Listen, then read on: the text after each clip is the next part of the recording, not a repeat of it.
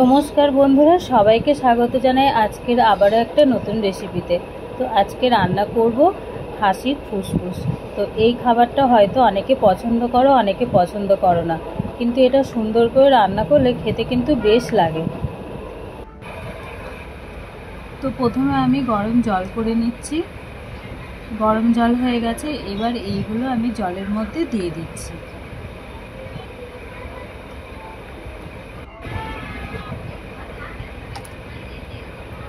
গরম জলের মধ্যে দিয়ে দিচ্ছি। গরম জলে ভালো করে ধুয়ে নেব।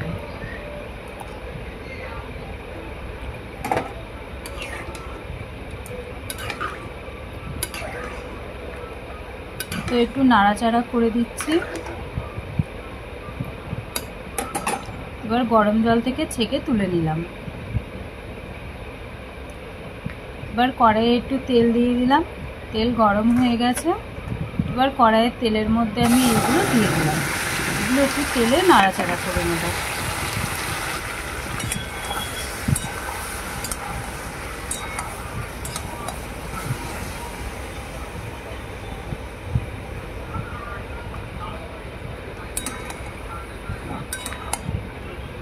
তো একটু হলুদ দিয়ে দিলাম। এবার ভালো করে নাড়াচাড়া করে নিচ্ছে। আর দেখো, এর থেকেও জল বেরিয়ে যাচ্ছে, তো এই জলটা ফেলে দেব।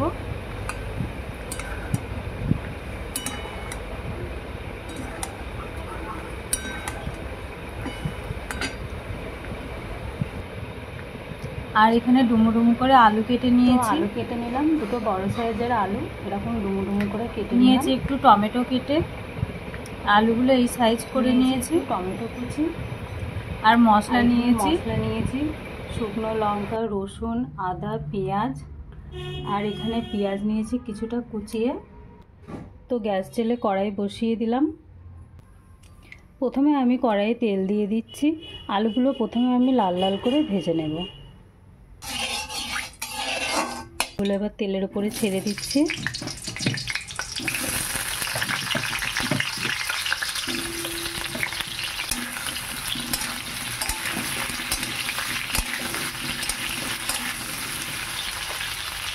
আলুটা ভাজা হতে হতে আমি এবার মশলাটা শিলনোড়ায় বেটে নেব। তো দেখো, জিরে জলেতে একটু ভিজিয়ে দিয়েছি। জিরেটা বাটবো এবার, আর এর সাথে আদা, রসুন, শুকনো লঙ্কা বেটে নেব। আলুগুলো ভেজে নেওয়া হয়ে গেল।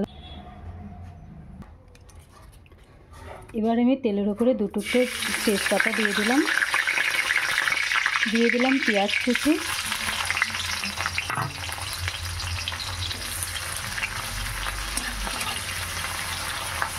পেঁয়াজগুলো হালকা করে বাদামি কালার করে ভেজে নেব।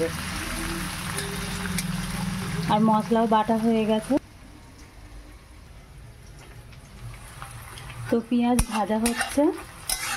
আর পেঁয়াজ ভাজা হতে হতে আমি মশলার মধ্যে হলুদ দিয়ে দিচ্ছি। নুনটা এখন দেব না, নুনটা পরে দেব। হলুদ মশলার সাথে মিশিয়ে নিচ্ছি।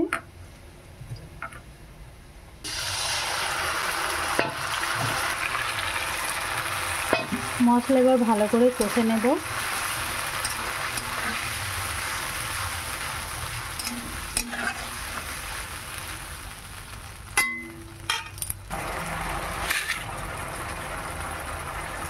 এবার আমি টমেটোর টুকরোগুলো দিয়ে দিলাম।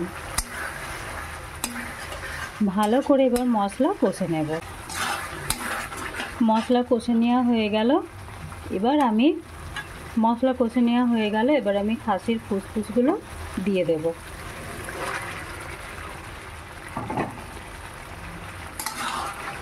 এবার খুব ভালো করে কষে নেব।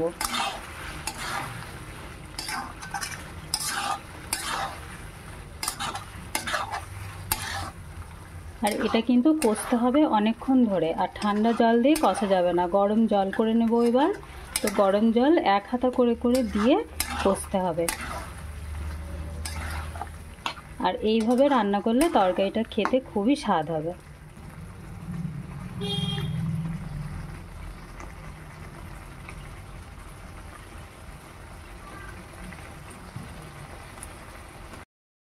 গরম জল করে নিলাম। এবার আমি ভেজে রাখা আলুগুলো দিয়ে দিলাম।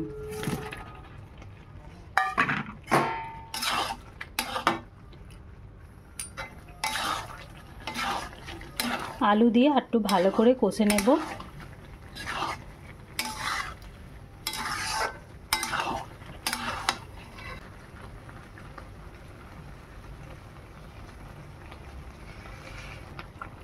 এবার আমি দিয়ে দিচ্ছি পরিমাণ মতো নুন।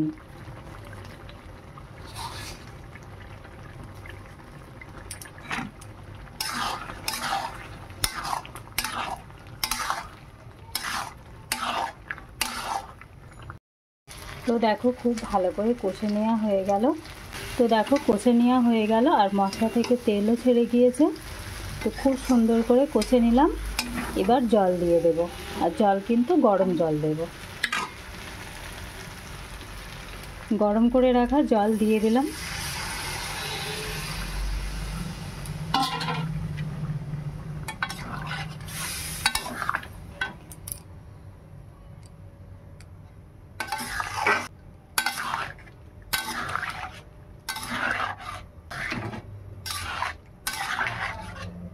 এবার ঢাকা দিয়ে দেব।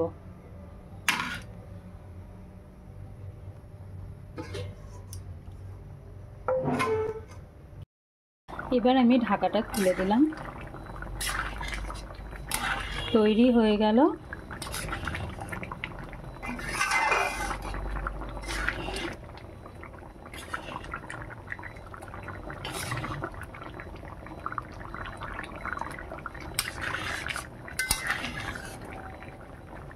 এবার নামিয়ে নেব।